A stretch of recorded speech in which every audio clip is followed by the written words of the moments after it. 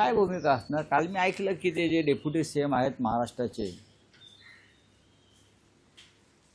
काल त्यांच्या पक्षाचा नाशिकमध्ये पराभव झाला. नाशिकमध्ये विधान परिषद निवडणुकीत पराभव झाला. भारतीय जनता पक्षाची सर्व मतं गोकुळ गीतेंना पडली, पण पुढल्या 2 तासात गोकुळ गीतेंना विकत घेऊन त्यांनी आपल्या पक्षामध्ये आणले. 2 तासात, पुढल्या 2 तासामध्ये गोकुळ गीते मला वाटतं गेले ना त्यांच्या पक्षात 2 तासात. हे राजकारण सध्या महाराष्ट्रात चाललं. पैसा फेको तमाशा देखो. आता काल जसे झाकलेले पुतळे उघडतात तसे काय ते झाकलेले 6 गद्दारांचे पुतळे मिंद्याने असे उघडले आणि दाखवले, बघा हे 6 गद्दार आहेत, हे 6 गद्दार आहेत. आणि काय म्हणाले, आम्ही त्यांचा मान सन्मान ठेवू. काय ठेवू? मग आमच्या पक्षात म्हणजे शिवसेनेमध्ये मान सन्मान नव्हता का? मग आमच्या पक्षात काय होतं? आमच्या पक्षामध्ये अधिक मान सन्मान होता, स्वाभिमान होता, सर्व काही होतं. आता हे मान सन्मान ठेवणार म्हणजे काय करणार? यांचा मान सन्मान हा 50 कोटी 75 कोटी प्रत्येकाला मिळालेले आहेत आणि त्याला ते मान सन्मान समजतात. काय तर म्हणून निधीसाठी गेले. आकडे आले आहेत ना. जो निधी आहे तो सुद्धा हे धड वापरू शकले नाहीत. 15-15, 16-16 कोटीचा निधी पडून आहे. निधी हा विकास कामासाठी असतो ना, विकास निधी आहे ना. मग जे आकडे आता समोर आलेले आहेत आपल्या माध्यमातून, तो निधी का वापरला गेला नाही? कोणी तुम्हाला अडवलं होतं? तुमच्या भागात विकासासाठी हा निधी आपण वापरला नाहीत. आणि आता तुम्ही कोणत्या निधीसाठी गेला? विकासासाठी गेलो. एका खासदाराचा तर 16 कोटी निधी शिल्लक आहे. एकानं शिर्डीमध्ये फक्त 5-25 लाखच खर्च केले. आता या नवीन पक्षात गटात गेल्यामुळे त्यांना निधी म्हणजे ठेकेदारी मिळणार. 200 कोटीची कामं मिळणार निधी म्हणून, 300 कोटी. आणि त्यातले 25% जे आहेत थेट हे तुमच्या घरात जाणार. यासाठी हा त्यांचा मानसन्मान. ठेकेदारीतले कमिशन आणि किकबॅक मिळणं हा त्यांचा मानसन्मान. जनता या राज्याची किंवा त्या मतदारसंघातली खुळी नाही. काल मिंदे गटातला एक पोपट म्हणत होता काहीतरी, हे काय पाळणा घर आहे का? हिंदुहृदय सम्राट शिवसेना प्रमुखांनी त्यांच्या वक्तव्याची खिल्ली उडवायचं काम काल मिंदे गटाने केलं आणि हे बाळासाहेब ठाकरेंचा विचार पुढे घेऊन चालले. हिंदुहृदय सम्राट बाळासाहेबांनी वृद्धाश्रम काढले आणि पाळणा घरं पण काढली मुलांसाठी शिवसेनेनं, आणि त्याच पाळणा घरातून हे सगळे मिंदे तिकडे गेलेले. त्यांचं पालनपोषण याच पाळणा घरात झालं आहे मातोश्रीच्या. नाहीतर तुम्हाला कोणी विचारलं असतं? कुपोषणाने मेला असतात. वृद्धाश्रम काढली शिवसेना प्रमुखांनी. जेव्हा प्रथम सरकार आलं मनोहर जोशींच्या नेतृत्वाखाली, तेव्हा महाराष्ट्रामध्ये मातोश्री वृद्धाश्रम योजना काढली. स्वतः शिवसेना प्रमुखांनी आणि महासाहेबांनी मातोश्री वृद्धाश्रम फार चांगल्या प्रकारे चालवलं आहे. तेव्हा पाळणा घरं, वृद्धाश्रम ही मानवतेची कामं आहेत. ती तुम्हाला कधीच जमणार नाही. तुम्ही ठेकेदारांची पाळणा घरं केलेली आहेत. आता हे जे गद्दार तुम्ही 6 घेतलेले आहेत, ठीक आहे ना, त्या गद्दारांचा मान सन्मान जरूर राखा. पण मतदारसंघातली जनता मात्र त्यांना माफ करणार नाही. सन्माननीय उद्धव ठाकरे हे 27 तारखेपासून या सर्व मतदारसंघाच्या दौऱ्यावर आहे. कार्यकर्त्यांना भेटतील, जनतेला भेटतील, मेळावे घेतील आणि त्यानंतर आमची पुढली कारवाई सुरू होईल. काल नांदेडला काही गद्दारांना अडवायचा प्रयत्न झाला आमच्या शिवसैनिकांकडून. रात्रीच्या काळोखात लपून येत होते.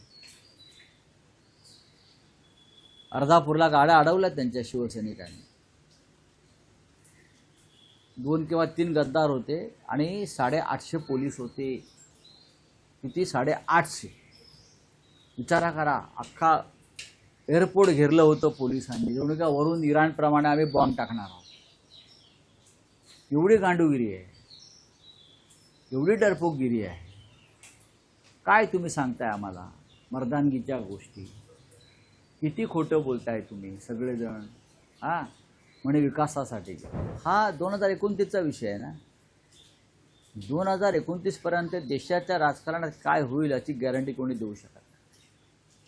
म्हणजे तरी खुर्चीवर राहतील का किंवा राजकारणात राहतील का याची गॅरंटी नाही. नरेंद्र मोदी प्रधानमंत्री राहतील का याची गॅरंटी नाही. महाराष्ट्रात काय होईल याची गॅरंटी नाही. पुलाखालून बरंच पाणी वाहून जाणार आहे पुढल्या काळामध्ये. राजकारण फार चंचल असतं आणि बहुमत हे त्यापेक्षा चंचल असतं. हे अजून विज्ञानाला माहीत नाही. आम्ही त्यांच्यापेक्षा राजकारणात जास्त पावसाळे पाहिले आहेत. फक्त आम्ही पैशाचं राजकारण केलं नाही. कोण? मला माहीत नाही. मला माहीत नाही. जर तुमचं उद्धव ठाकरे साहेबांशी भांडण नव्हतं पक्षप्रमुखांशी तर तुम्ही राहायला पाहिजे होतं. आणि ज्यांचं तुमच्याशी भांडण आहे त्या संदर्भात मातोश्रीवरती येऊन चर्चा करायला पाहिजे होती. या सगळ्या गोष्टीचा आणि पक्ष सोडण्याचा काही संबंध नाही ना. आपण हे का सांगत नाही की माझ्याकडे 13 तारखेला 15 कोटीची खोकी आली,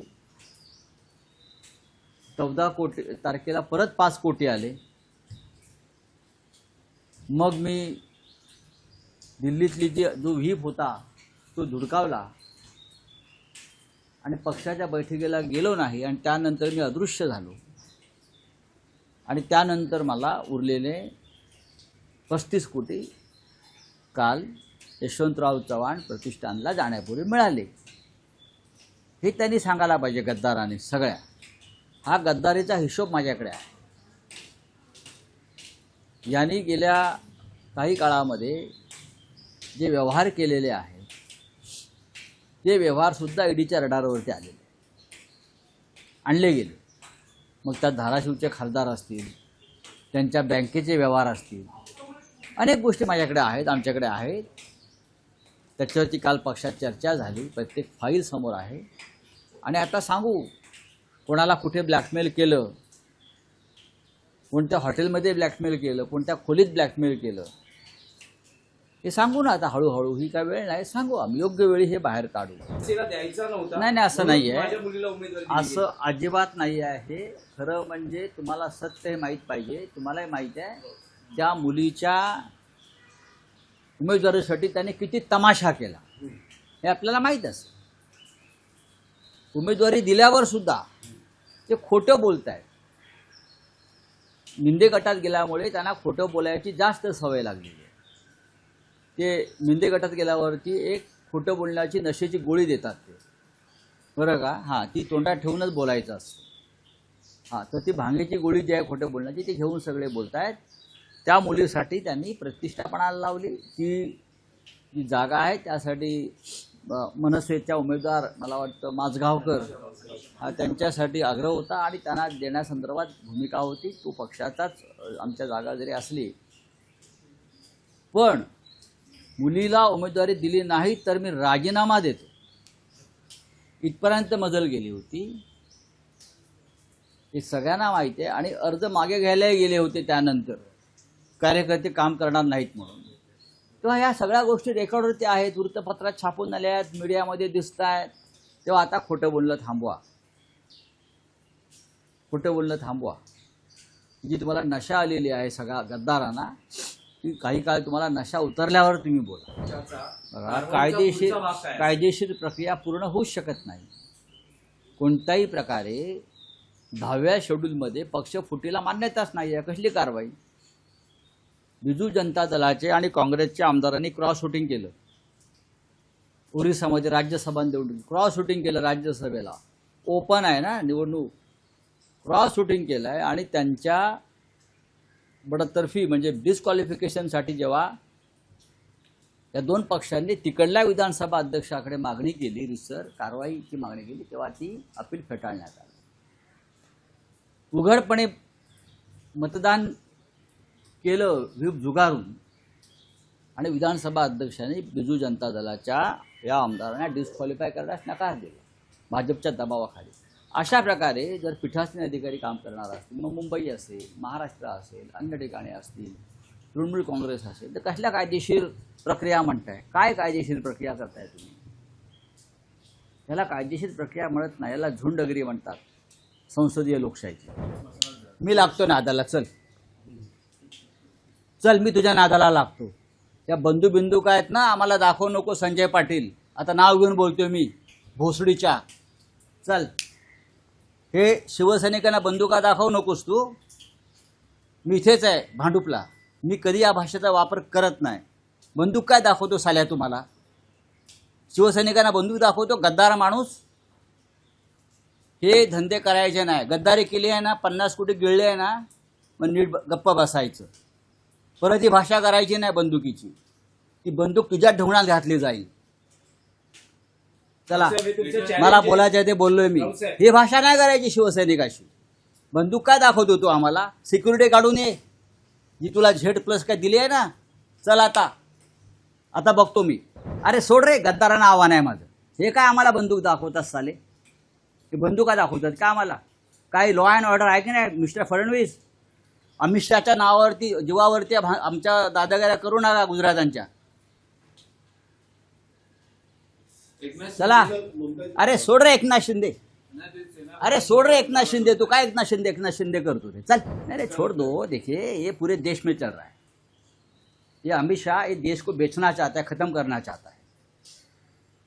देश का इतिहास में बहुत ही काले कुट अध्याय लिखा जाएगा, उसमें अमित शाह जी का नाम रहेगा. अब देखिए जिस तरह से देश की राजनीति ये लोग चला रहे हैं ना, पैसे की ताकत पर, ईडी सीबीआई की ताकत पर, पुलिस बंदूक. देखो ना, एक गद्दार बंदूक दिखा रहा है. क्या कर रहे पुलिस कमिश्नर देवेंद्र भारती? बंदूक की भाषा कर रहे हैं क्या? आइए मैं यहाँ हूँ, चला दो बंदूक. ये तो मैं, उनको पूछो कहाँ आना है, मैं आता हूँ उनके सामने. अरे गांडू लोग का ये डरपोक 50-50 बॉडीगार्ड लेके घूमते हैं यहाँ, और आप 100 पुलिस लेकर घूमेंगे और हमको दादागिरी करेंगे. साले गद्दार है ना, आपने पैसा खाया है ना 50 करोड़, तो ढकार देकर बैठ जाइए. और वापस मैं बोल रहा हूँ, ये भाषा अगर आप करोगे बंदूक की, तो बंदूकें हमारे पास भी है. चलो.